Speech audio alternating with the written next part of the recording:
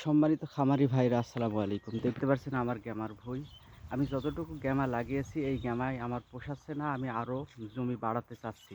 তো আপনাদের একটি পরামর্শ দিব, যারা আপনারা এই লিপিয়ার ঘাস লাগান, তো এই লিপিয়ার ঘাসের ভিতরে অনেক আগাছা জন্ম নেয়। এই যে দেখতে পাচ্ছেন আমার ঘাসের ভিতর আগাছা, কিন্তু আগাছা ডুবলা শামা মানে যেগুলো আছে এগুলো কিন্তু মরে গেছে। এই যে আপনাদেরকে দেখাই, এই যে দেখেন একেবারেই এই ডুবলা ঘাসগুলো কিন্তু পড়ে গেছে। দেখেন এই যে একেবারেই কিন্তু পরিষ্কার, এই ঘাসের ভিতরে কোনো আগাছা নাই, দেখতে পাচ্ছেন শুধু ঘাস। ঘাসের ভিতরে যে ডুবলাগুলো ছিল কীটনাশক দেওয়ার ফলে ডুবলাগুলো কিন্তু সব মরে গেছে, কিন্তু এর ক্ষতিকার দিকগুলো আপনাদেরকে কেউ জানায় না।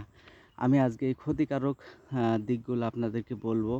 যদি আপনি ঘাস বিক্রি না করেন তাহলে আগাছা দমনের বিষ দেওয়ার আপনার কোনো প্রয়োজন নাই।